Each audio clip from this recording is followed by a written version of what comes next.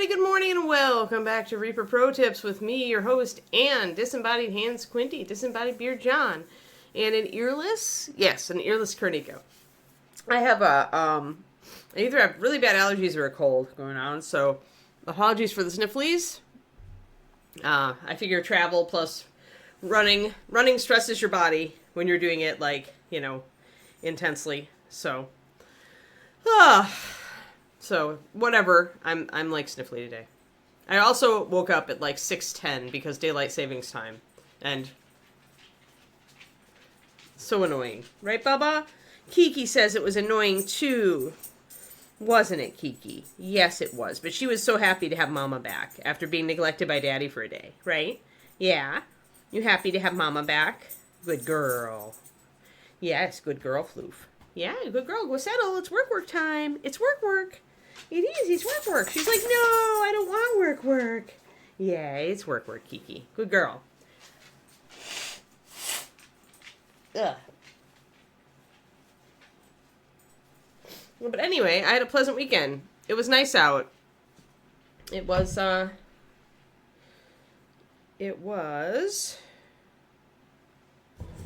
me and my hat.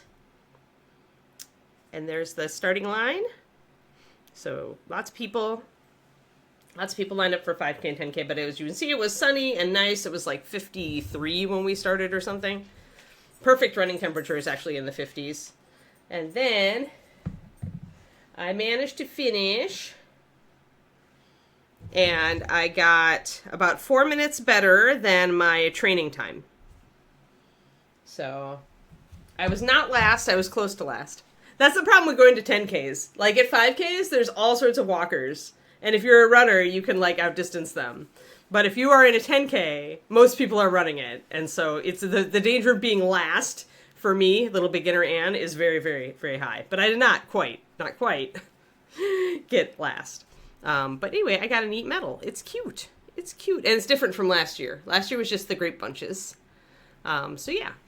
So I have a new medal. Got an orange ribbon instead of a purple one. I like this race, and I'll probably continue to do it. It's a smaller one and a local one, and it benefits their parks program. And it's funny because it's in California, but it feels like Wisconsin to me, because it's like rural California. It's like super small town, Freeport, and so running there makes me remember being out biking and walking on country roads as a kid where I grew up. So I don't know. It's nostalgia. And it's also usually a perfect temperature and a beautiful day. So yeah. So it went well. I'm sore today, but not bad. And I managed to run probably 2/3 to 3/4 of the race. I speed walked the rest. Pretty much whenever my hip started to give me a little niggle, I would slow down and speed walk until it stopped. And I would massage it as I was walking. So yeah, that tactic worked really well, and it was good. It was good. But boy, 10K is a long time. I'm yeah, 10K is a lot. 6 miles, guys. 6 miles. That's long. I didn't quite realize how long it was until I did it. 5K feels like nothing. 5K feels like nothing. But 10K is still a little bit Which means I have a lot of work to do, guys, because I signed up for a 21K in a year. So I have a lot of work to do. I don't know if I'm going to live to regret that 21K, but we'll give it our best shot. I have a good training book now that kind of gives you the guidelines to make your own training plan. So I'm excited about that. Alrighty, so we're going to do Ghoul King today. Everybody's silent. Everybody's busy. It's Monday. But either that or you're all still asleep because daylight savings time and you woke up at 6 like I did. I'm not sure which it is. Anyway, let us get our oranges. Remember, we're using an orange, green, purple. We're using Salamander and Blazing Forge. Mostly Blazing Forge for our starting color. Yeah, you did the same. Woke up at 6. Yep. Yeah, stupid daylight savings. David slept. I did not. So Sticks and Brutal Purple were the purples we were using. We were mixing those together to get our stuff. And then I was going to use Orchid for pinks. That's right. I was going to like get his tongue figured out.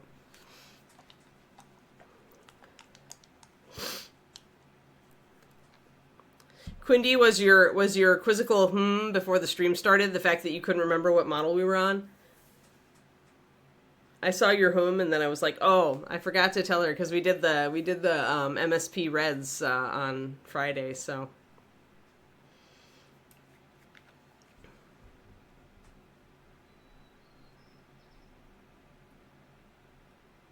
So 4 drops of Sticks purple. Let's get back here.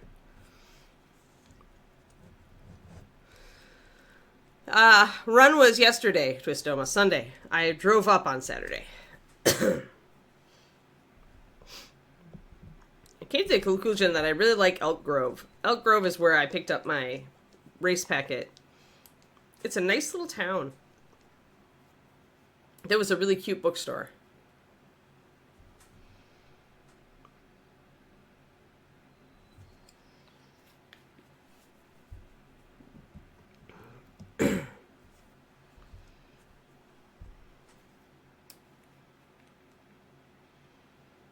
Oh, were you that? Oh, yeah. Sorry. Oh, okay, Quindy. Yeah. Sorry, yeah. I was just like, I was autopiloting this morning, both between like, you know, feeling like I had a cold last night and not sleeping late enough. I totally did not check my messages. My apologies. But I was here, damn it. I was here. On time. Oh, yeah, it's 11 a.m. Yeah. Oh, that's good, yes. Okay. So Quindy was not on time, but I was on time. Got it.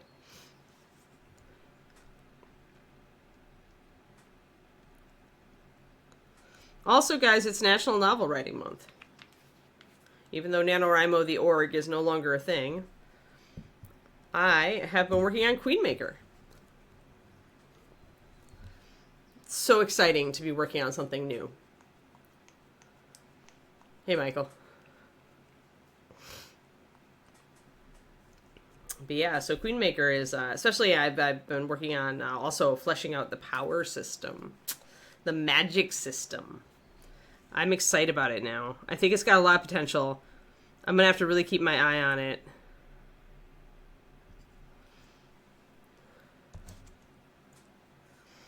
It's a very, it's one of those power systems where you have powers, but then you can combine those powers to make new powers. So it's going to be interesting to write it.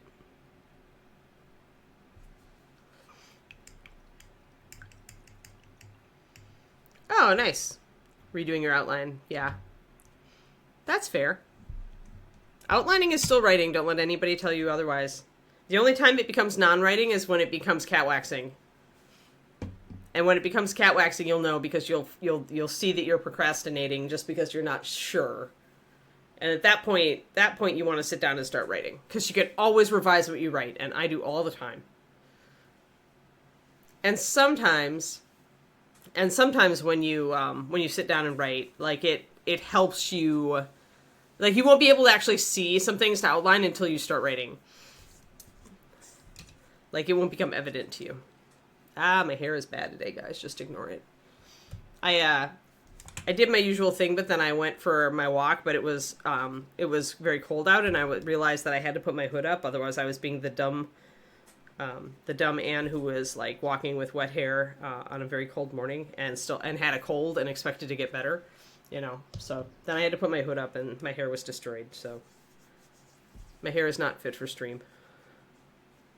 It got horribly compromised. I put some lotion on my hands real quick. Alrighty. So there are colors. We're just going to pretty much work back and forth with them. The presence of the green does tend to make the orange look less orange. The coffee. Everybody wants coffee now. That's fair. Alright, let's get some water in these guys.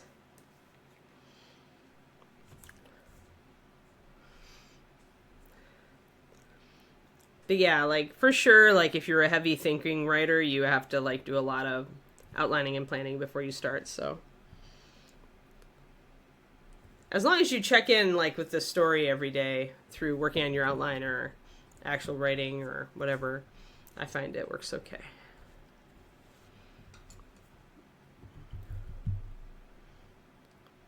But yeah, it's kind of okay. It's a big relief for me to not have to worry at all about like thinking about Bear Kings right now. Like I'll have to think about Bear Kings when all y'all get notes back to me on any typos or parts that you don't like in the book. I got my paperback cover from my artist already.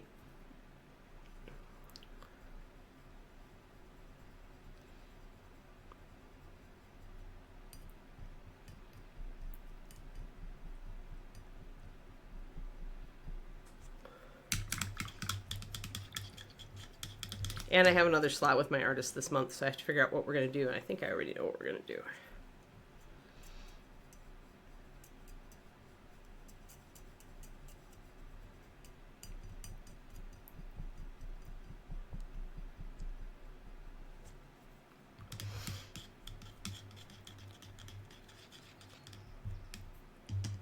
You guys have already seen the Queenmaker cover. Or do you mean the Three Favors one?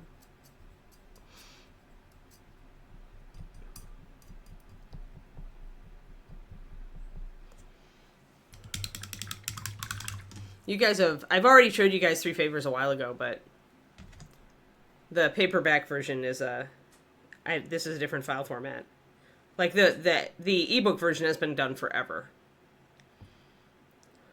Hold on. I don't know if I can even look at the... It's a PDF, so yeah. Okay, I can show you. I wasn't sure it was openable. Look, it's a real book.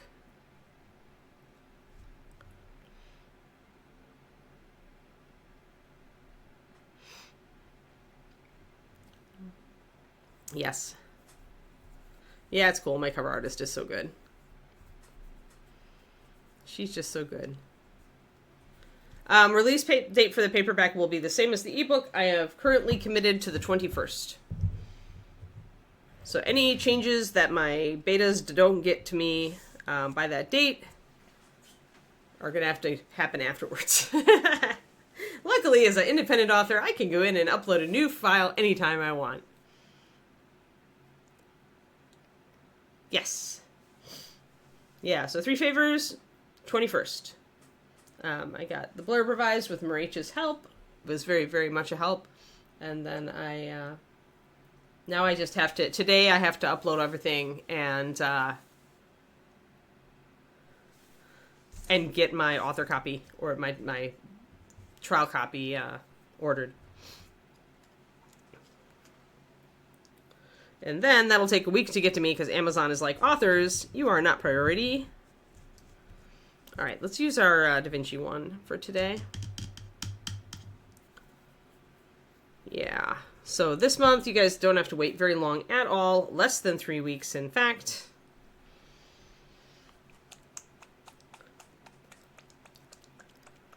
If my betas get back to me with consistently one thing that they all hate, then I guess I'm going to be writing into the night to fix it. But we'll make the deadline. I have to set up all my promos today. I have a lot to do today. Good, Crowley. I can't wait for it to be out there. But yeah, so this month is mostly for writing. It's all Queenmaker, which would be nice. It's just so nice to finally be able to work on this new series. It'll give me a good break, and then I can go back to North of the Wind refreshed. I'll probably go back to North of the Wind in January because December is never a good writing month for me because holidays and family and travel. So I'm going to give myself a break in December. And if I do work on a book, it'll be Queenmaker.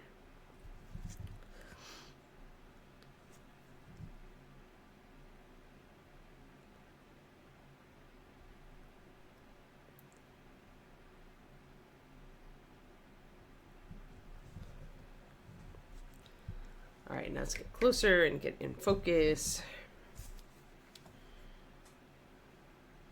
Even though he's ugly.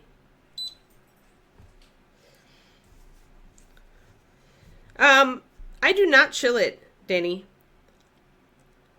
Okay, so here's the I only use this, except like 5% of the time I'll use a wet palette. So the key to getting the most out of your well palette is you have to put enough paint in there. So when I put paint in here, I use at least 4 drops or equivalent, and then plus the water and whatever I'm using, flow improver, any additives, adds up to at least 6 drops of fluid, usually. Yeah, chilling it keeps it from evaporating as fast, Crowley. But essentially, the more fluid you have in these little wells, the deeper the puddle, the less evaporation. Because what you want, Danny, is to have like a relatively small surface area for the amount of fluid. And if your surface area is smaller and your fluid is deep, it'll take a lot longer to evaporate. It's going to change depending on, obviously, in summer when it's hot, or if you have a really, really arid, like dry climate, you may notice a little bit more, in which case you can chill it if you want. I never do, though. I live in a moderate humidity environment, although we do get pretty dry in the summer. You can also get a humidifier if you want to, like, you know, keep things a little more humid in your work area. But I can probably get, like, yeah, usually half an hour to 45 minutes of working with the paint at the consistency that I want it before I have to, like, drop a little bit of water into it. And what I watch for is at the edges of the puddle, you will start to see it start to get tacky and dry. Like, it'll go dull. It won't be fluid anymore. You'll see a little darker rim come in. At that point is the point where I'll put an extra drop of water in and mix it up. Yeah, so, and that keeps my paint, I mean, I've been using well palettes for decades. I just prefer them. Because I like to be able to control the consistency of the paint. And so that I can mix everything up and then just go. The wet palette tends to frustrate me because I have to mix every brush full, and then I have to, you know, change the viscosity. I have to, like, fine tune it.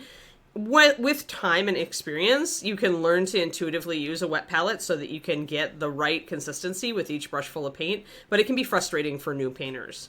And so I usually tell people try both and see which one you like better. And that can change through the course of your painting, like, life/career. Like, you could start out liking the well and then go to the wet later on and really love the wet, or you could start with the wet and then later on go to the well and go, where has this been all my life? You know, some people use both. For really thin paint applications, often people will use both. For this one, thin paint applications, they'll use the well, and then for thicker paint applications, they'll use the wet.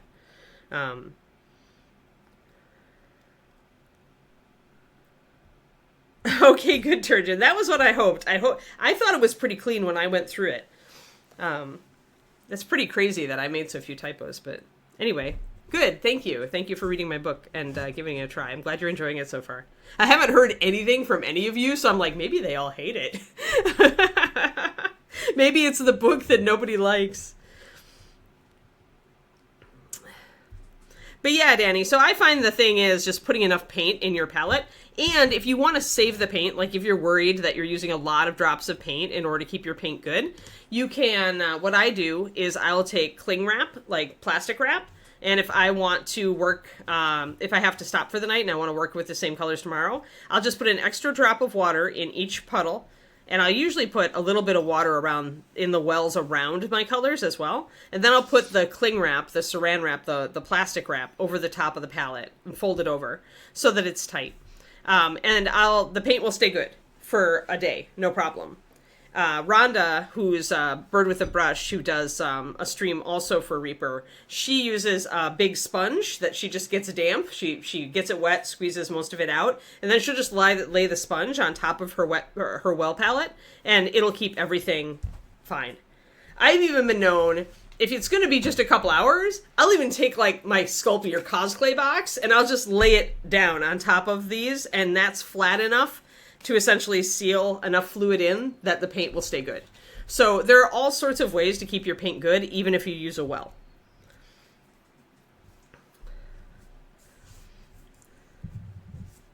let me know if you have any other questions. I am happy to talk about it. But yeah, so happy you guys are enjoying the new book. I already have a cover for North of the Wind, so I have a slot with my cover artist this month. So I'm trying to decide what I want to do. Because if I'm going to put Queenmaker on Royal Road,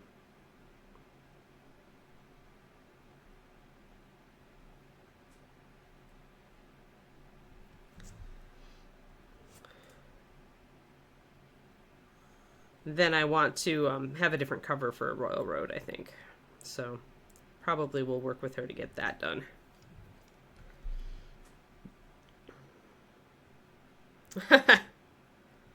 Laminated paint mixing palette for Reapercon. Yeah.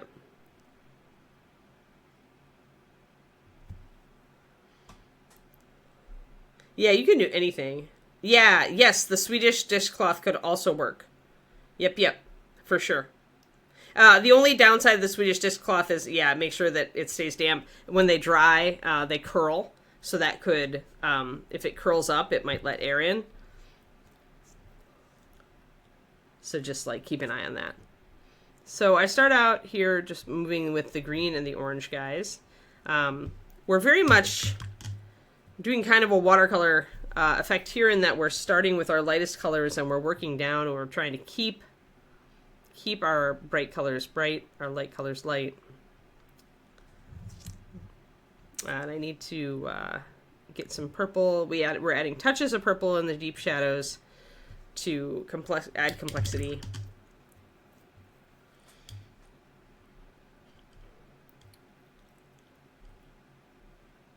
Ghoul King is nicer. Aw.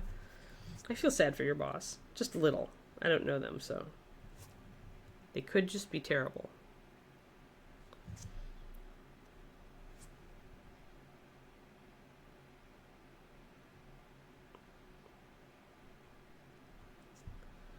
I'm doing a little wet blending here, though I'm doing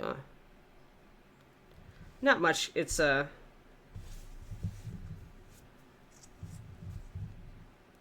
think I want to mix up with some of my reddish color. So we're using Orchid Purple for the tongue, ears. There's pustules here that I need to do.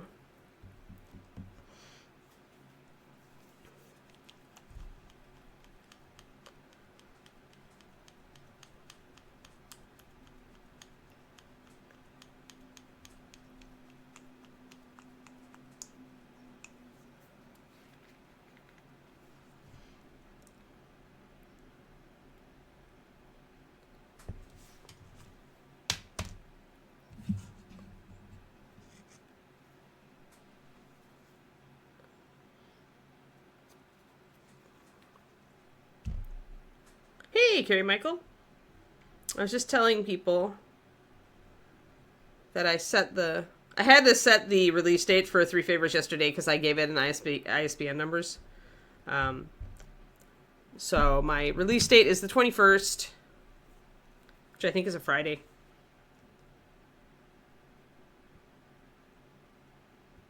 So I'm going to get some of this Orchid Purple and I'm going to mix in a little bit of white, which should take it more pink. It's a purple with a lot of red in it.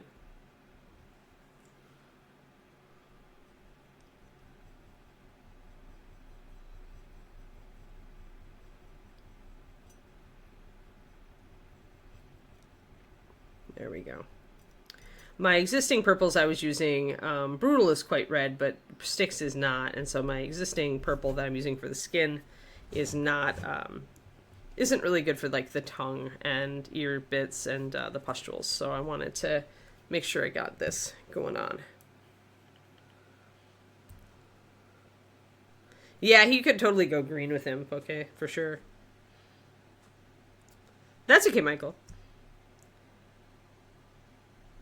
It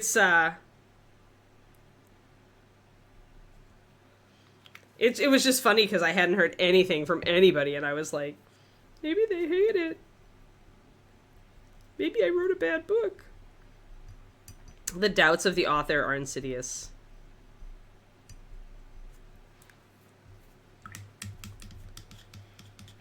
Yeah, good, Carrie, good. And if you don't find anything, like if you're like, I really enjoyed this book and I didn't find any typos, like that's a fair response. Like I worked hard to try to get all the typos before I sent it to you. I never expect to get all the grammar and typo mistakes, but yeah, if there's anything that doesn't ring true, or you think there should be a little more emphasis here, or I don't believe her reaction here, or whatever, stuff that makes you go, I want to hear about it. And it might not get changed. Like, there are some times where when you have, like, several beta readers and only one of them has a problem with something, as an author, you're within your rights to go, I think this is going to be okay. But, I want to hear it because I need to run it through my filter. Because if I can see what you're saying and it seems, right to me, then I'm going to change it.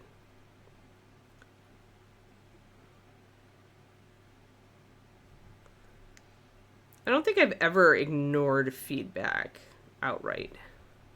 I've always made a change of some sort. I don't, I think it was Neil Gaiman who said, as a writer, when people give you feedback, listen to what they have a problem with it, but don't listen to how they think you should fix it. Yeah, we're going to use this reddish purple for those pustules. Oh, my books are on Amazon, Poke. My new one is coming out on the 21st. It's the 4th book in my series. But the first book, hold on. Doop, doop, doop.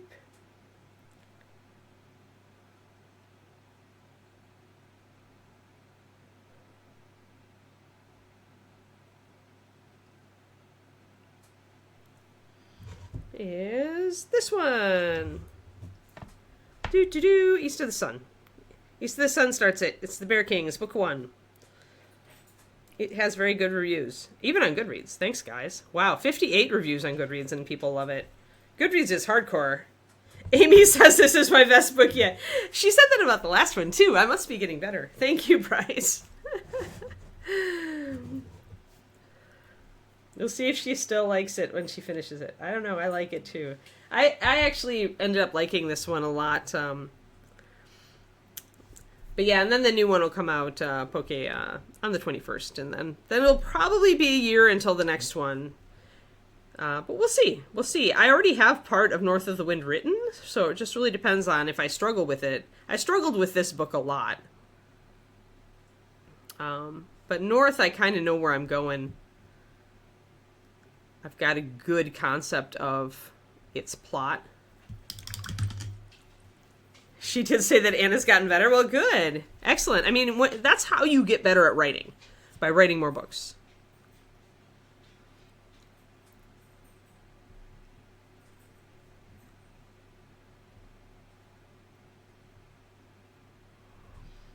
I have to admit that I love foxes, and I love Sola's character as a fox, so that doesn't hurt, Oh, super. Yeah, it's a young adult fantasy. I mean, it's essentially most of my readers are adults, but it's written to be YA, and it's based on the first books are based loosely on Norwegian folklore, but now heading into Three Favors, I've changed my descriptor, and the books will now be based on folklore from around the world because I'm starting to really pull in other folklore.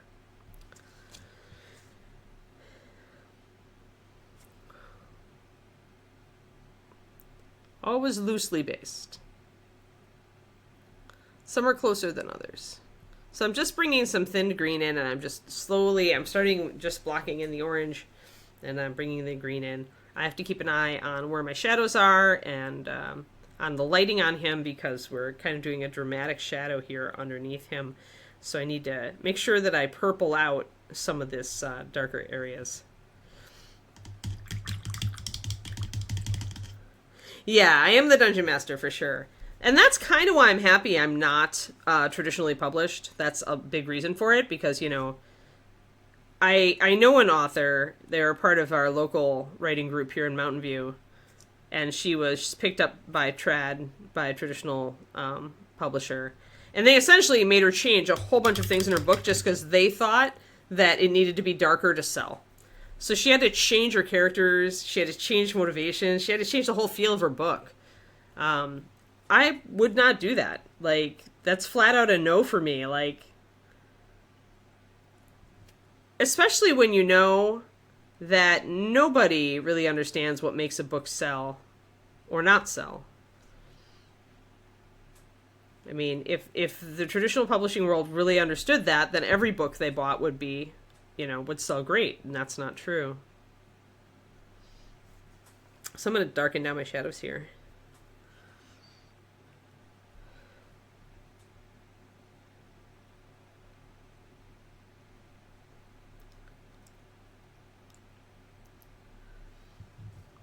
But yeah, I'm glad people like it. I'm really glad it's got such a high rating on Goodreads because Goodreads people are really, really persnickety. So I feel really good about that. I'm sure eventually we'll have some trolls come in and drop some 1-star ratings on me. It's like a rite of passage for writers. Someone will do it. And they won't leave a comment either. They'll just do it. They'll just drop the 1-star and move on. That's the way it works. But you know what? I'm okay with that. We have a long time to build up a nice broad runway to build up a lot of 5- and 4-star ratings to overcome the trolls. So, all right, gonna get some brown liner now. I want to get some of this in. Hey, Rain. I was just saying the new book comes out on the my new book comes out on the 21st. We were just talking about traditional publishing and how they can make you change your book because they think they understand what will make it sell better and stuff like that, and it's not necessarily true. And my Goodreads rating is really good right now, but I'm sure there will be some trolls that will come in and drop 1-star ratings on me eventually. It just hasn't happened yet. But it's inevitable. Yeah, and I started work on my new series since it's November. Working on my Queenmaker series now as a palette cleanser from Bear Kings for a couple months. I'll probably in January I'll go back and work on North of the Wind.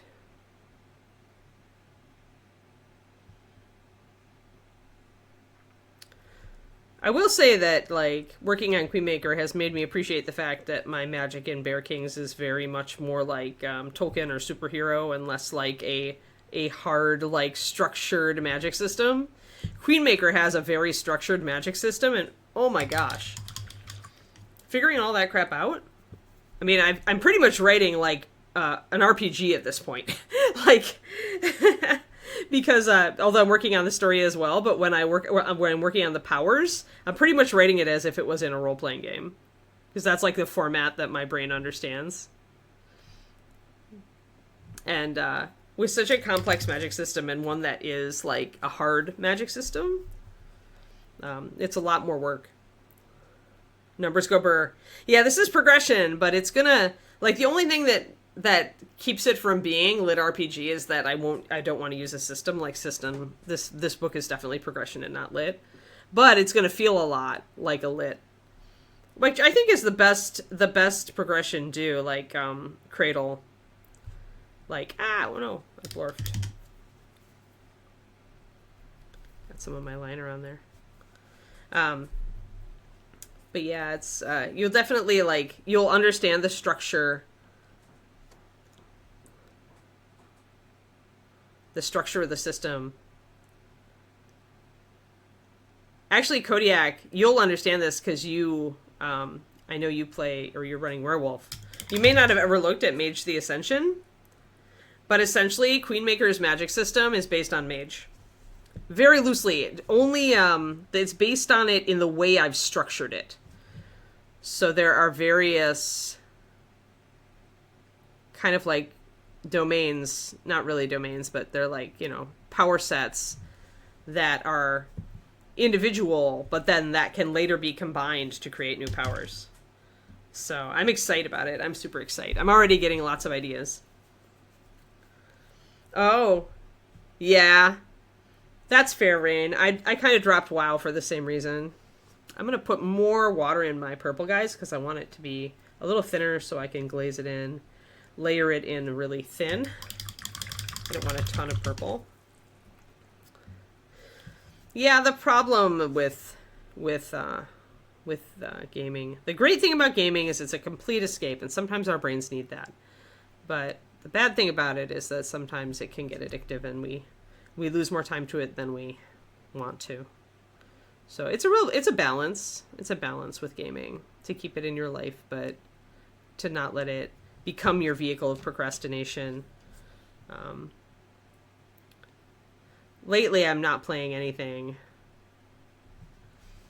The new Borderlands game turned me off right away with its storyline, and I haven't gone back, so... Yeah, that's the danger, right? Netflix can also be that same kind of thing. Yeah. When Netflix and chill just becomes Netflix and procrastinate. And it's just because there's always a pressure, and some writers call it resistance with a capital R. But when it comes to creation or like doing a task that means a lot to you, there's going to be some stress and pressure about it because you're going to be like, wanting it to turn out really well. You're going to, there are stakes, right? There are stakes in writing a book. There are stakes in painting a mini in that, you want to do well. And your body doesn't understand that those stakes are not actually life and death, that it's just like, your hobby / maybe something that might be a side gig or maybe not, for down the line. Depends on how much is, you're thinking, how you're thinking about it. But we react like our brain tries to protect us by distracting us. It's like, oh, that must be an unpleasant thing. We should just go watch Netflix. That feels a lot safer. So the key is to really start paying attention to yourself and understand when you're trying to soothe yourself with those things, because you're stressing out about the fact that you have to write a new chapter in your book, or because you're stressed out that you're starting a dragon and you're not sure you're going to know how to do it, right? I just try to really chillax with my writing lately. I go and let myself sit in my comfiest chair. I kick up my feet. I makes a tasty drink so that I can have it when I write. And that all helps to beat the resistance, because if I'm looking forward to it because I get to relax in the comfy chair and, kick back with a drink, then it's less stressful. And so then I don't procrastinate. Then I actually can come to the work feeling really relaxed. Sometimes I'll light candles. If it's in the evening, I love to write by candlelight. Whatever it takes to, introduce that feeling of relaxation and, so you're not, stressing out about it.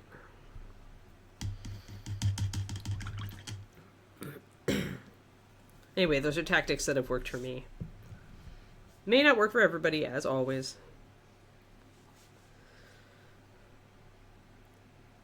But I found that when I just let myself relax and when I let myself look forward to writing in the next scene and didn't try to make it oh, I have to write really well.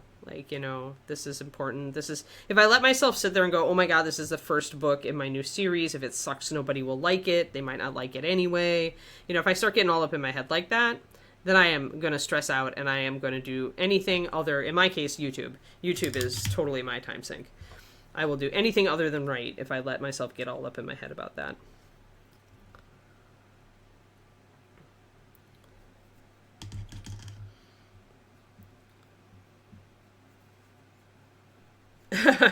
Use paper rain.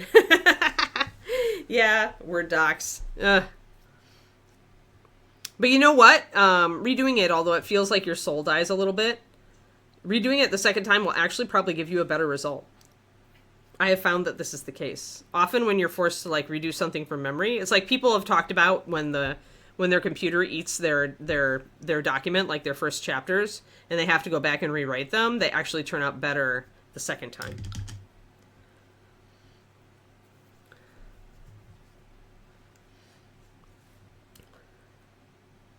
So just give yourself a break for a day and then go back and tackle it. Or if you feel up for tackling it immediately so you don't forget things, then do it right now. Whatever works for you. But yeah, I do a lot on paper. I also have a Remarkable tablet that David got me for Christmas last year that feels like writing on paper, but it's digital, and I'll often use that if I have to just scribble out notes.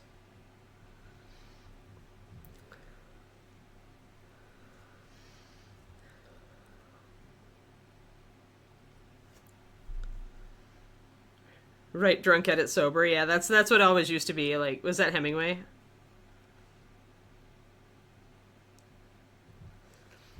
Sadly, I cannot have alcohol anymore, so you know. For me, it's like write sober, edit sober. Maybe that's why my new book doesn't have as many typos.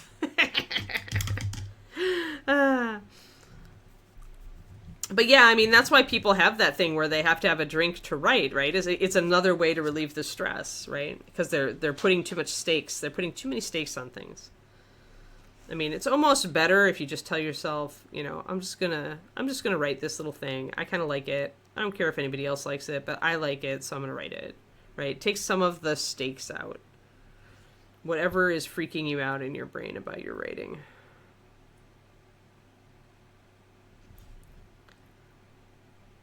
I'm just trying to tune this, get a little bit of purples in here. You can see that it's getting more complicated looking. It's not as simple as one note as these areas. As I bring in more of the purple is pretty strong still. I think I'm going to thin it even more. James Joyce. Oh, okay, yeah. Yeah. Yeah, I actually don't miss booze. Non-alcoholic beer is actually really good these days, it turns out. So I'm totally a devotee now of non-alcoholic beer. And hey, fewer calories too. There's a great Athletic Brewing Company has a great Oktoberfest non-alcoholic that I've got picked up. I'm just waiting for somebody to do a pumpkin stout though. A pumpkin stout or a pumpkin ale that's non-alcoholic. That's what I want. Somebody will do it. I know it.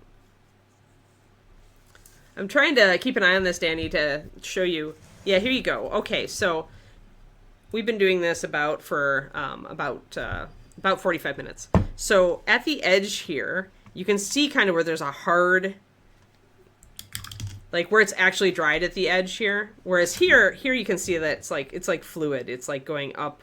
This is all fluid going up here. But the white here, you can see that there's a hard edge and a hard edge here.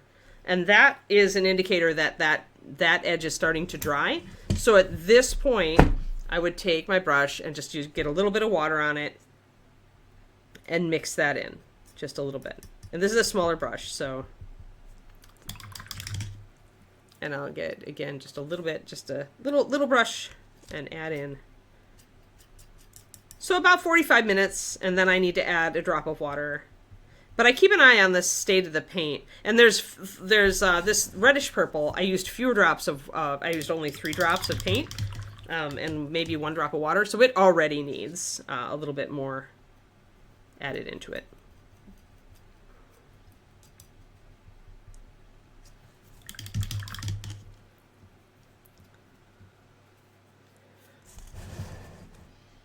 Alrighty.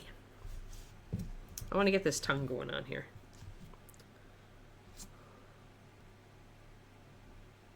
Orchid purple doesn't have the best coverage, but it's got a beautiful color, so I just need to put a new coat on. Hey there, Laura.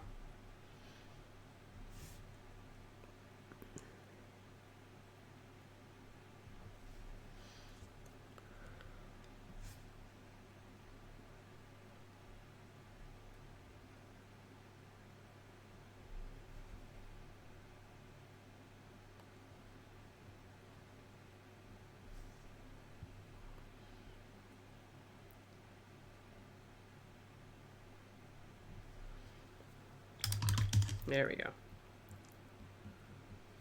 Cool. Excellent, Danny.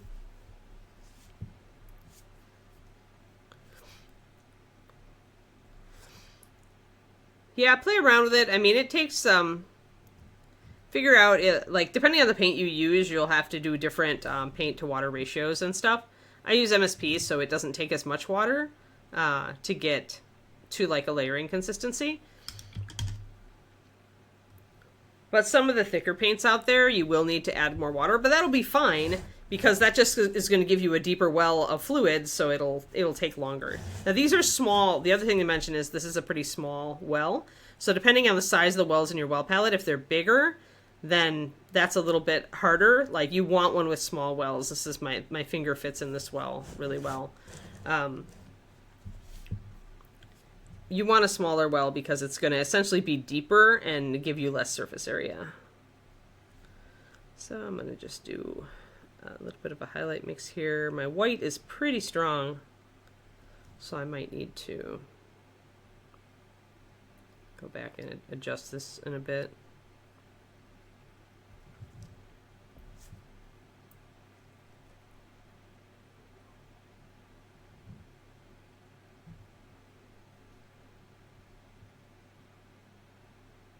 His tongue is gross.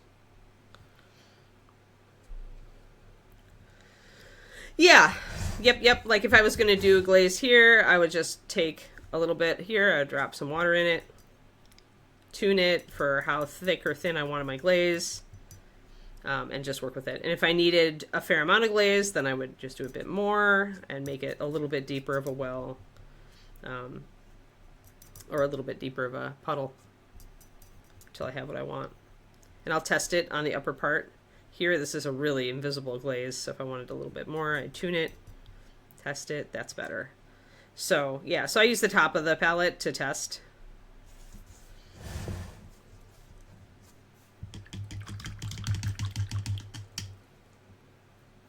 But yeah, I like it because it enables me to dial in my paint consistency if I want it to be a good layering consistency. In fact, I probably should just build a new well for the highlight for this. Maybe I'll just use the glaze that I just did. I'll just drop some white in it. Because if I want this at full strength here, then I'll build a separate well for layering. And I want to, for layering consistency, I'll use the top part. I have a big flat part here. And I'll grab this and I'll just kind of go like that. And I want it to be, where I pull it thin, I want it to be almost invisible, and where it's pooling, I want it to show, like as strong as it does in the well. This is perfect layering consistency. After a while, I just know, like just because I'm watching how it falls off the side of the well here, how much of the well shows through, so I can nail my layering consistency pretty well at this point.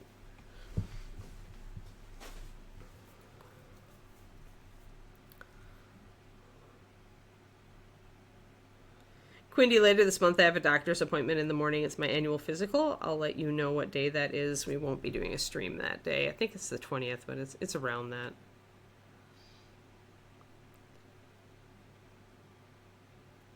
Had to do morning because it's blood work.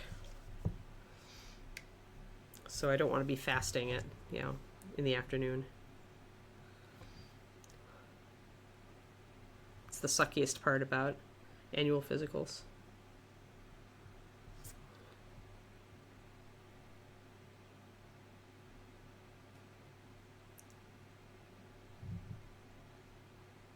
So I'm mostly kind of stippling here. I'm making dots on the tongue because it's lumpy. And I want that texture to show up.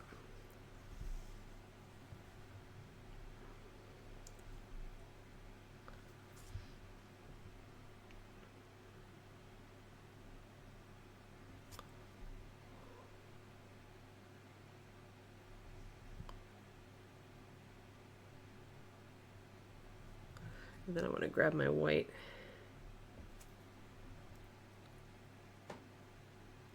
That was a little bit too strong. You can always glaze if I go too strong with the white.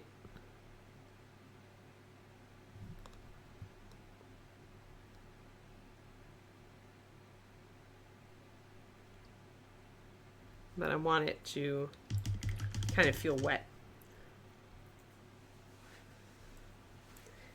I mean, any wet palette, to play around. I mean, if you want to just do one without even buying a wet palette, just to see if you like it, you can always use baking parchment paper and a sponge in a Tupperware container, in a plastic container. and just cut the parchment paper so it's small enough for the sponge and just mess around with that. At ReaperCon, we use a styrofoam plate with like paper towels laid down to be wet and then parchment paper over the top.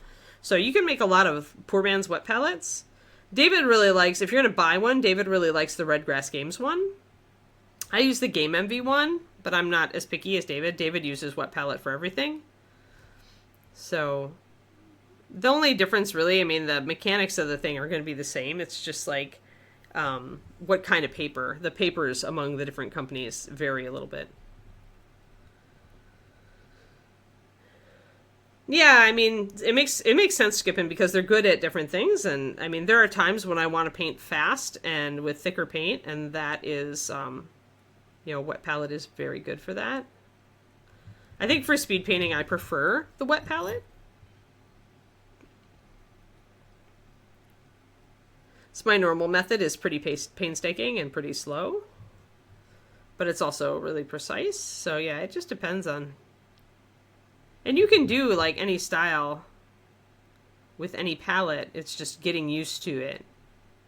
Getting used to how you're going to be able to achieve your paint consistency and your brush load, right?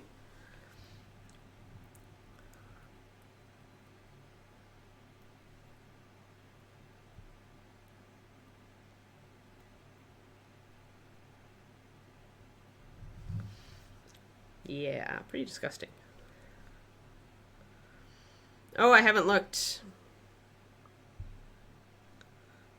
Paper plate wet palette. Yeah, yeah. Oh, nice, Danny, nice.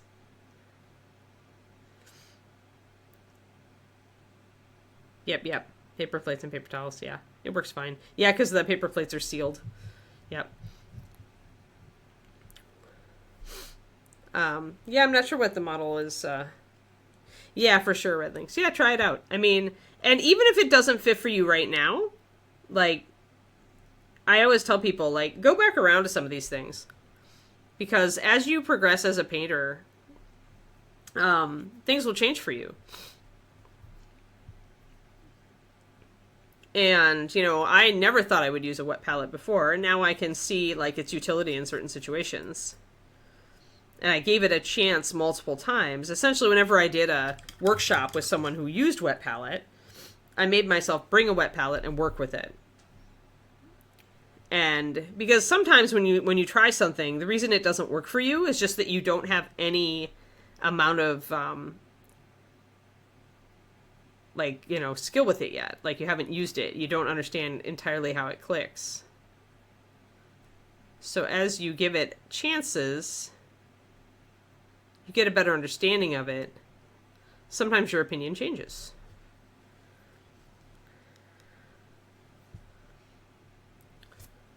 Get just a little bit of highlight down here. Not with my highest highlight, but just a little bit.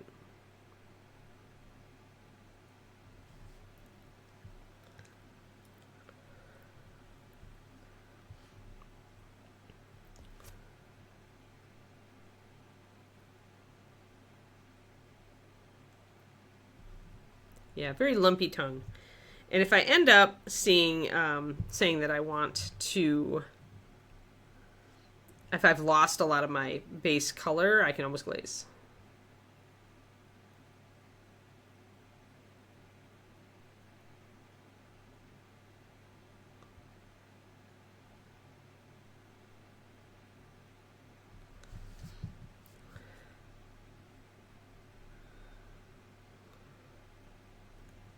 I'm going to switch to my slightly smaller brush to really hit some of these highlights.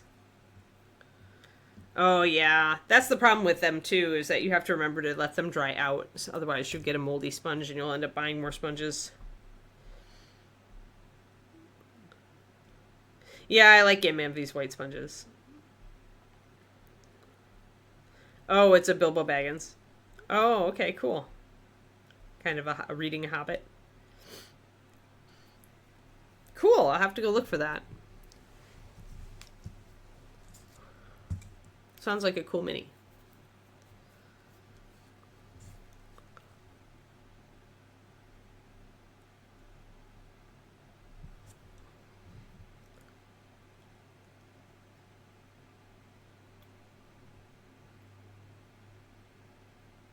If I really like it, maybe I'll beg somebody at Reaper to print me one slightly bigger.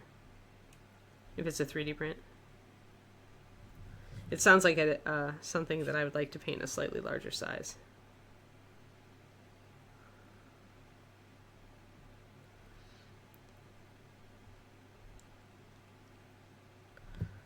There we go, just popping up that lighter hint, and then I can glaze. It's a print, yeah. Oh, 3 or 4 part. Legally distinct, yes, of course. Okay, now I have to go look, you guys.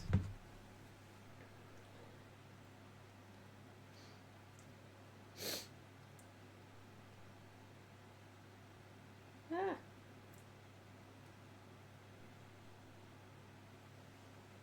Oh, it's cute. Yeah. Yeah, the chair will be fun to paint.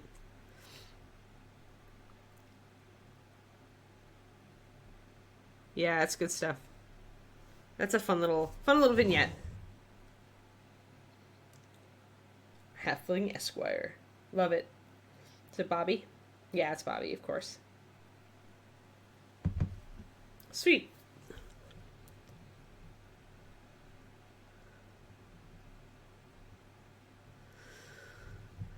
All right, I want to do a glaze.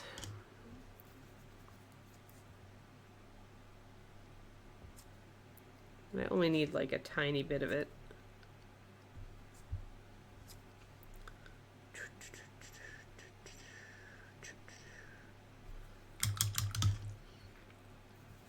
So I only mixed up like a single brush full of glaze, which is the way you do it when you're doing glazing on a wet palette. Pretty much, yeah, mixing up a brush full of everything. There we go. I'll let that dry, and then I'll pop those highlights one more time, and the tongue will be good.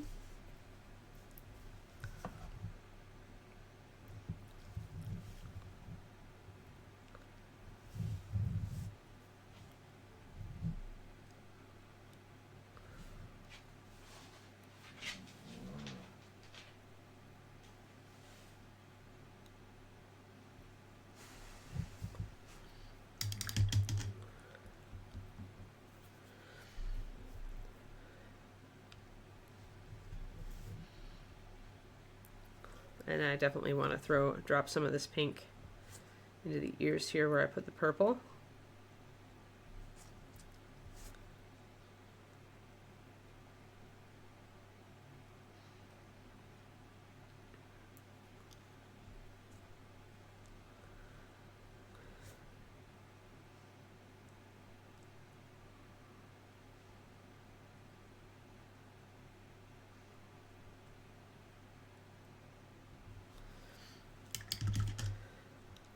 Hey there, Spooky James. Hey, Slayer.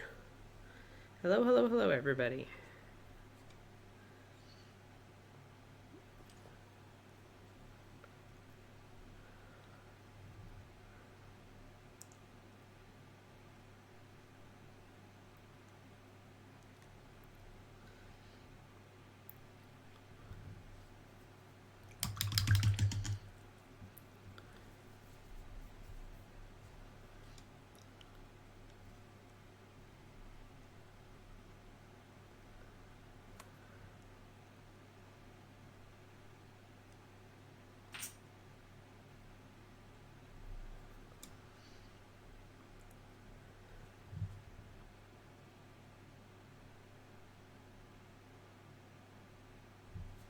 There we go. Pinking out the ears a little bit more.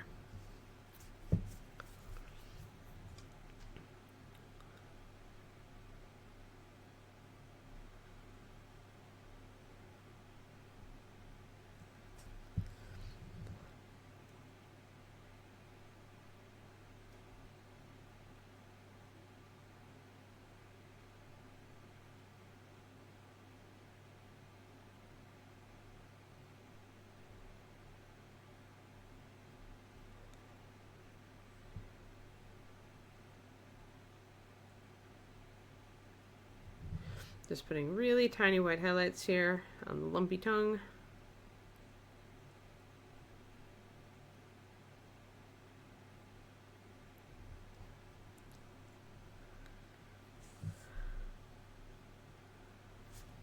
just to make it look really wet. There we go. That's good.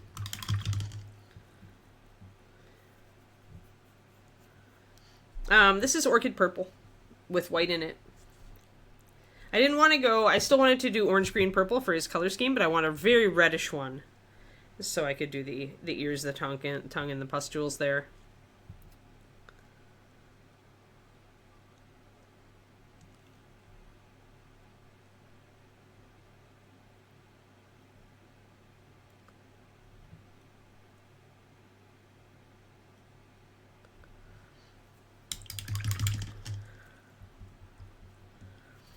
Yeah, I love Orchid Purple, so this was a good excuse to reach for it.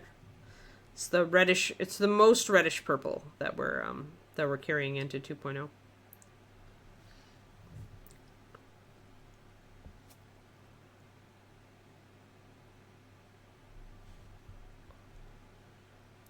There we go. Yeah, I like that. Yeah, sweet. Yeah, I get the ear on this side. And I want to work a little bit more on this shoulder here. I want to mix in some of this. We have blended this, but we haven't really layered it.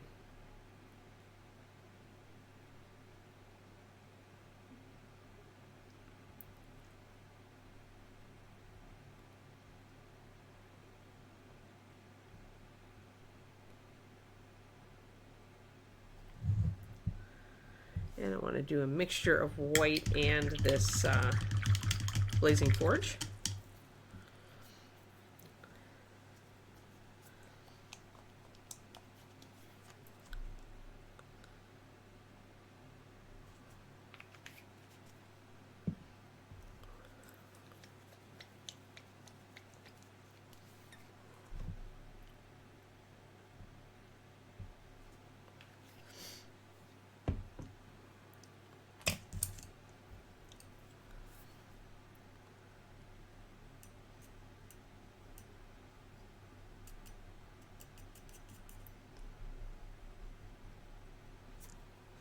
So we're taking it even lighter to an orange off-white.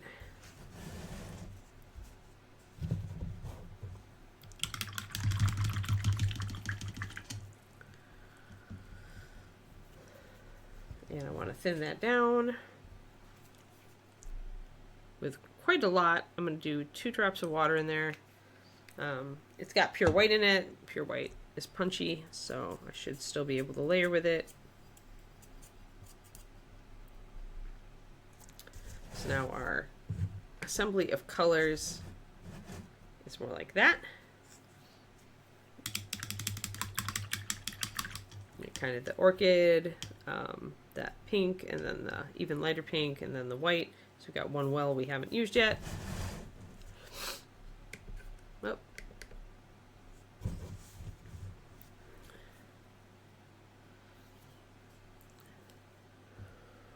Oh.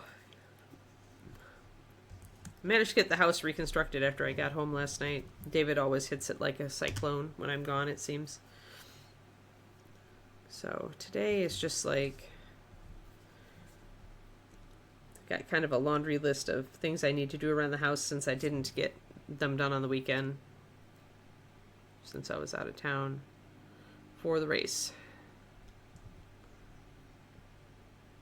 I really enjoyed my little vacation there, though.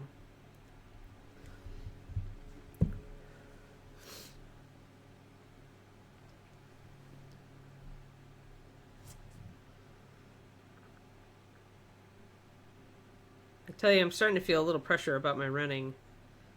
Even though it's like, I enjoy it. But I also like know that I signed up for 2 things next year that require me to have like more fitness than I have now. Which means I have to actually work at it. And it's a little bit nerve-wracking. I just probably need to just put myself on auto and just like execute on the training plan and just not think about it. And trust that the training plan will work.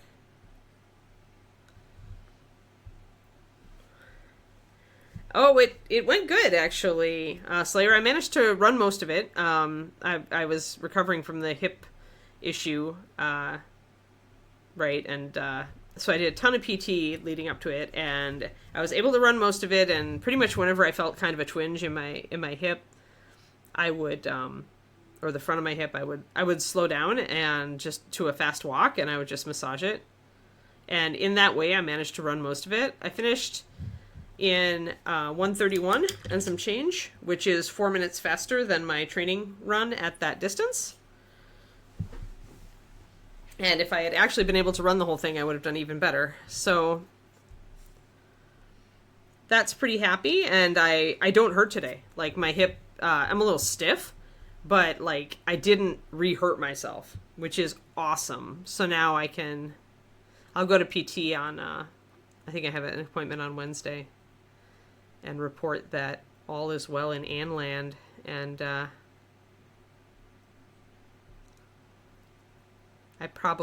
still do maybe a couple more sessions just to make sure we're on the road to moving forward. But yeah, oh, here, I'll get my medal. Oh, it's very big. Very big. There we go. Yay! Snazzy orange ribbon this time. Yes. So now I have 2 running vacations next year. My first ever, like, real running vacations. Yeah, I love it too. I like this little run. It's a local run that benefits their parks system, Slayer. So it's not huge, and I feel like it's rural. It reminds me of where I grew up, and yeah, I like it. It's chill. It's chill, and they had some great tunes. They have a great DJ for the start of the race. And it's a nice flat course, so I can really, if I run it every year, I can get a better idea of my improvement. And I did actually run the 5K, by the way, guys. The first 5K I did run faster than my previous time last year. So I got a new PR on my 5K.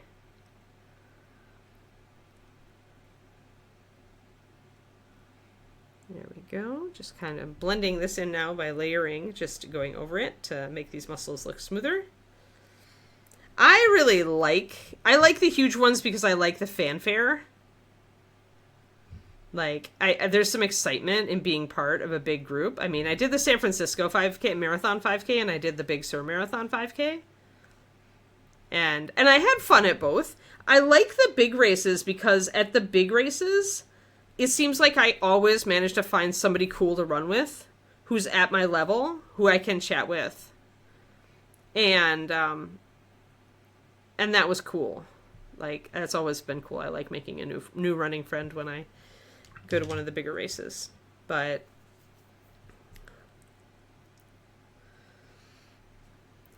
yeah, the little ones are fun too, and this one hits all the marks for me.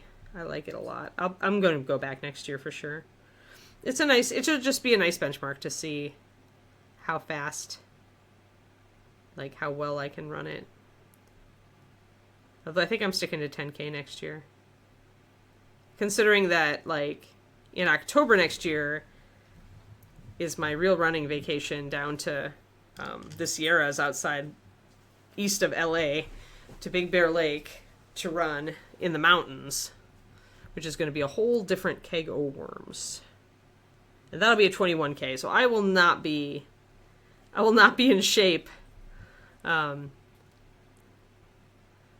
run a half marathon at this venue after doing that 3 weeks before. The Colorado one is right before my birthday in June. Yeah, and that's where I really will get an idea. Like, I'm using that as training. That's training for running at altitude. So that's training for the Big Bear Lake race. And it'll be great because it is a training thing. It's meant to teach you about, like, trail running and running in the mountains. So it's going to be super cool. So it'll be a good combination practice, and, like, I'll be able to iron out my nutrition and my hydration at higher altitude, and I'll be able to. The longest run for the camp is 8 miles, so that's actually a really good training run for the 21K, which is 10 miles something.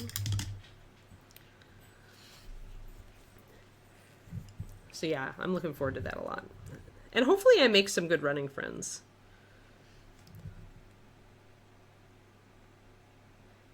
I need to let this dry, but it's all wet, so I'm just wet blending a little bit here. Oh, Kiki would like to warn us that there are axe murderers somewhere. Somewhere. Kiki, that's enough! No, we're gonna close the door. 1 sec. Nope. No, exile. Bye. Nope. Bye. Nope. Nope. Settle down, please. Settle down. It'll be time soon, Bubs. You have like 20 minutes max. Yeah? No, you wait.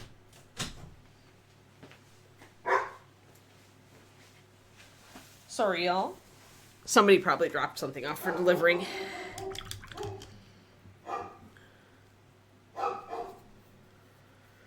Yeah, that's exactly it, Slayer. Is like, I already have targeted a new run in February. There's one up in Davis, where UC Davis is. That's just like, I can do a 10K up there. I'm going to go and seriously kill that dog in a moment.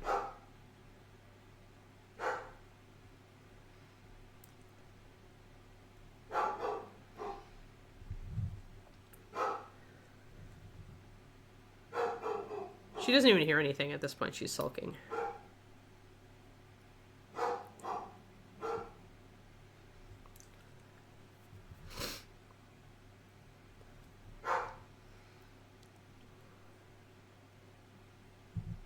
So I'm blending this in, just blocking it.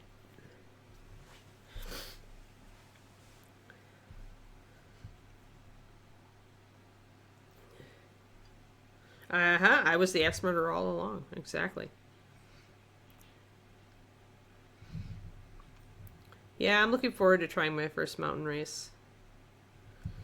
It'll be a biggie. Then we'll see if I really want to keep going with this, or if I want to just kind of stop at half marathon and, or even 10K and just keep doing. Because I definitely want to keep running. The only question is, like, do I want to run distance or not? So this will give me, because I'll tell you, that 10K was no joke. 10K is long. 6 miles is long. So, yeah, we'll see.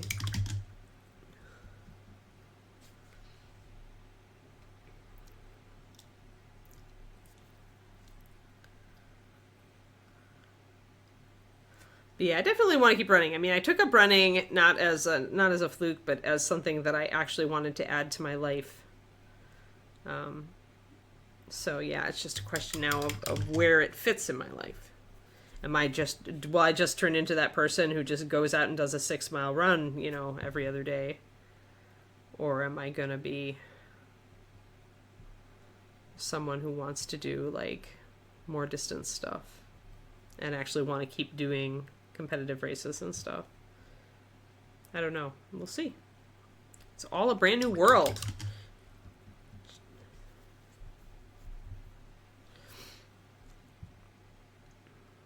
Yeah, that'll be next year, though. We'll get plenty of time for people to, like, see pictures of where I'll be hanging out, running around.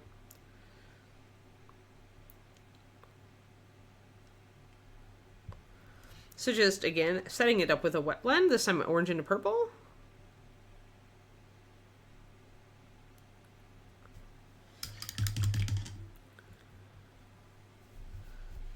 I'll glaze some more green in there. So I do a lot of setup wet blends when I'm doing big muscle masses on a bigger model, like this one is more ogre sized. I will often wet blend at the start. I'll sketch and then I'll wet blend. And then I'll go back in once it's dry with layering and refine it.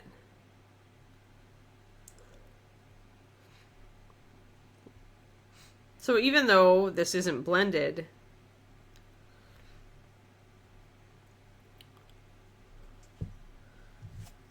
it's still, it's still just part of my sketch here. And because acrylic paint is opaque, you can paint over it.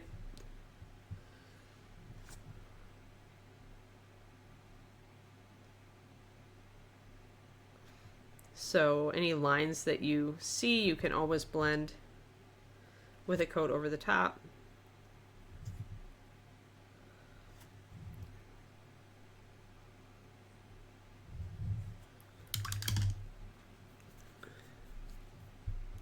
New York Marathon. Yeah. Yeah, a lot of those, like New York and Chicago, seem to have interesting weather permutations. And even Boston, right? Were there any new records in New York since it was perfect weather?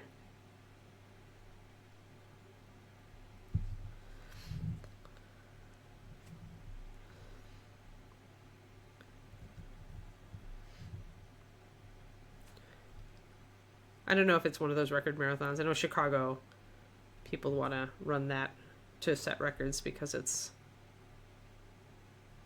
a flat course for the most part. I couldn't remember New York. Neat. Yeah, I've thought about volunteering to do some volunteering at some races too. It seems like it might be fun. There was a lady. There was some really good signs yesterday.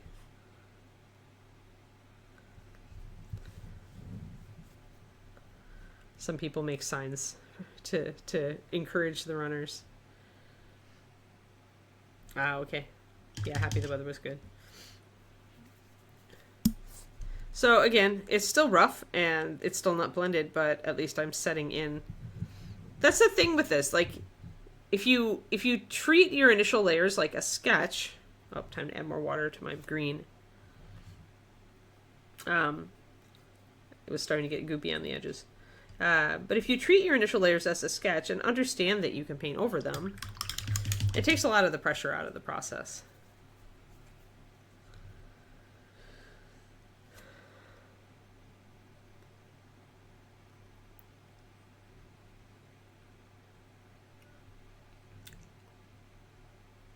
There's going to be a shadow here from this weapon as well, so I'm going to put it up underneath the light and see. It kind of casts it across his back.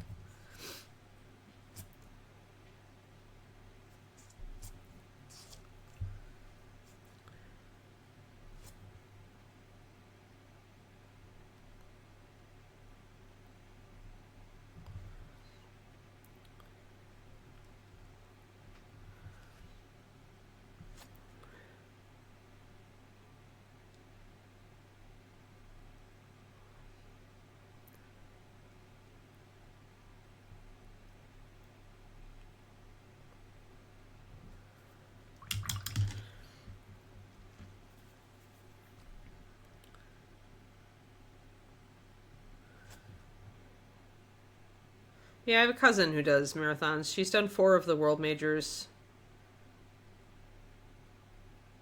Now she has little kids, so I think it's gone on hiatus for a bit.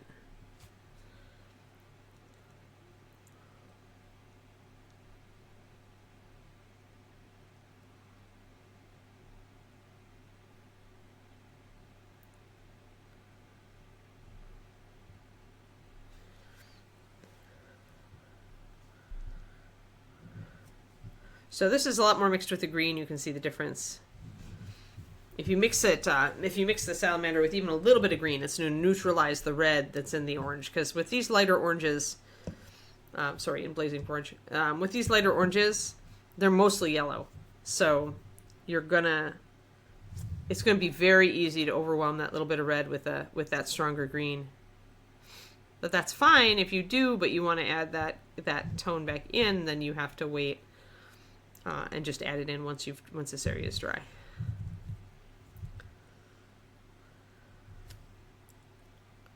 And I do want to add in a little more green here.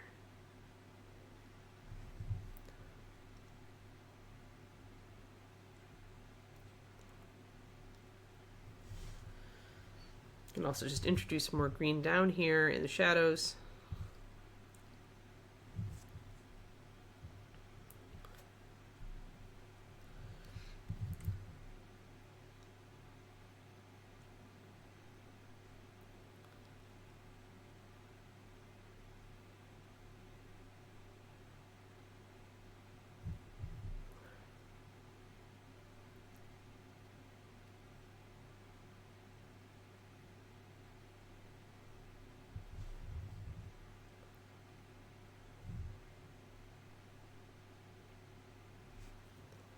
There we go. So I've greened out a little bit more, but I'm keeping that orange at the top there. And I'll probably minimize this green up here, make sure it's really faded out.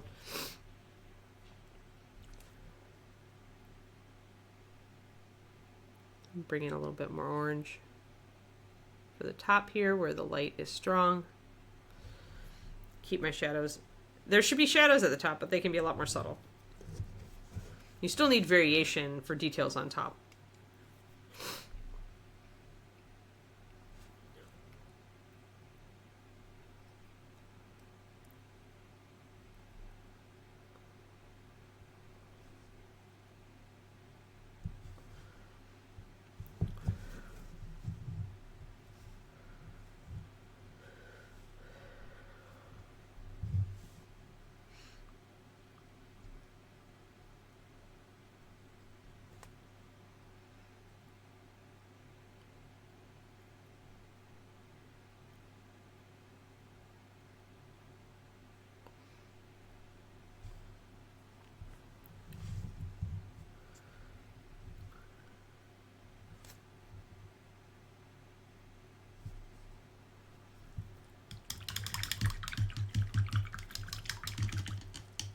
Have a good meeting, Crowley.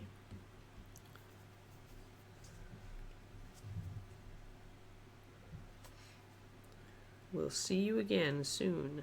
Make this really orange. I think I'm going to do some purple.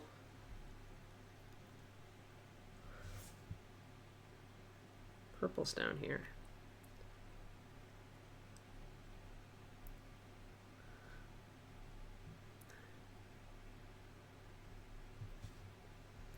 Using a bit of the orchid gives us more of a reddish color here, as opposed to going with our mixture of sticks and brutal. If I want to vary the color here on his stomach, keep it warmer and lighter, I can throw some of that in.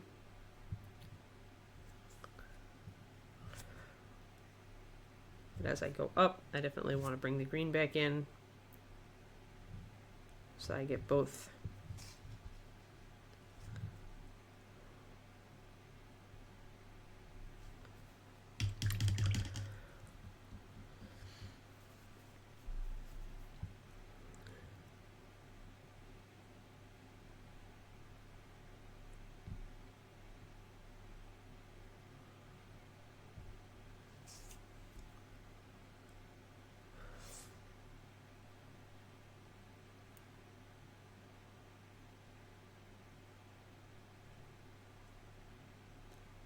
Just doing some wet blending in here to give more weight to this area.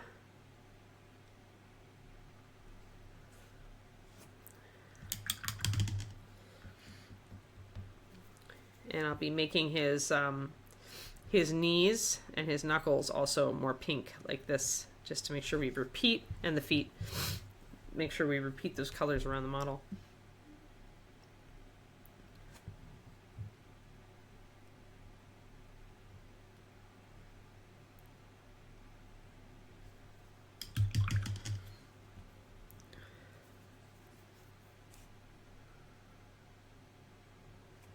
I like this model.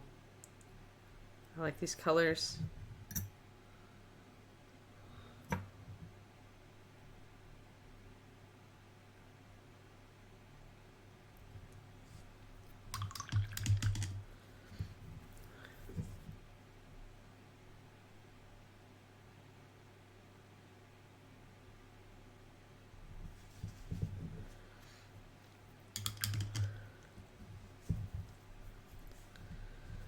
Just a little bit more here on the side with the green to bring it in more strongly.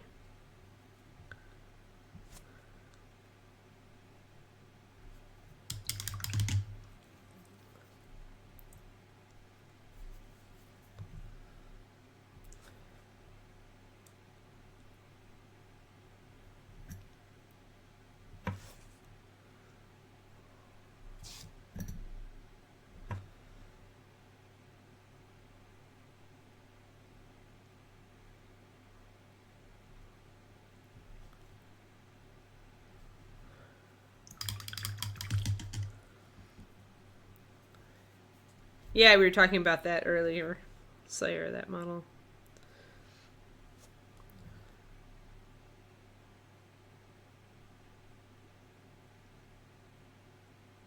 It's a cool one.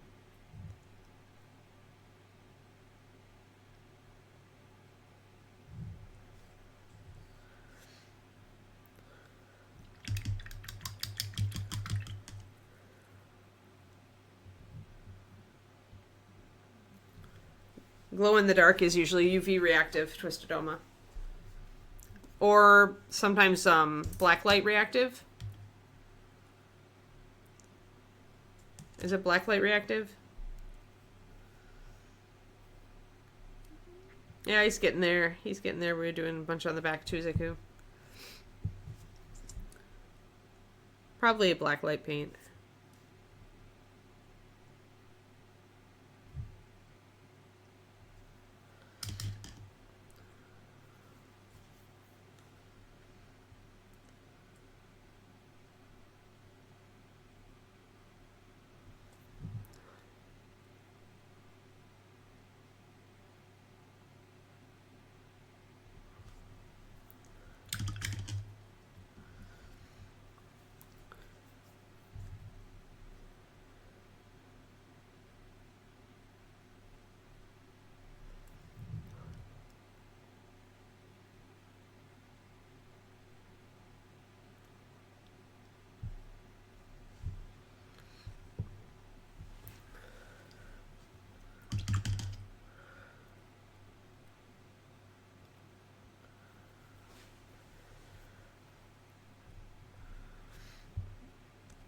Yeah, I sourced a glow-in-the-dark flake a long time ago for Reaper, but we just never... They never ended up doing anything with it while I was there. So then Benita asked me about it while I was down there, and I showed her the pictures I had of when I was testing it. So I guess they decided to put it out there. The thing is, it's not going to be like a high coverage paint.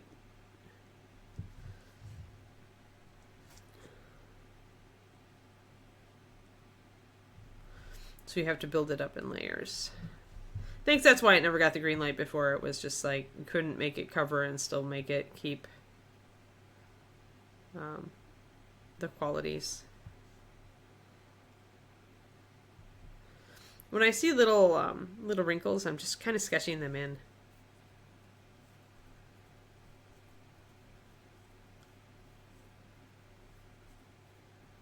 Squidgy.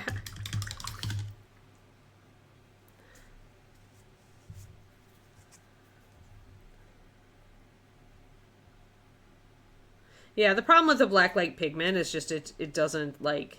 If you're going to give it any coverage at all, you have to put it in a thick base. I don't know if I did back in the day, but... It's just, yeah, it's a hard thing to make work for miniatures.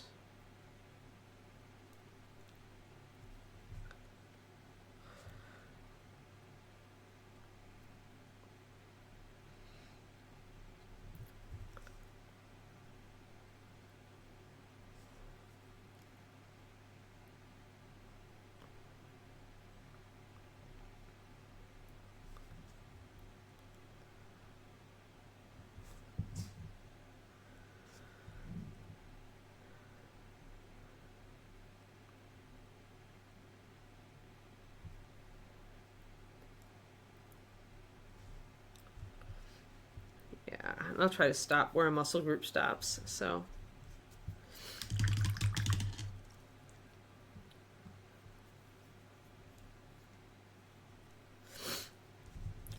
Alrighty.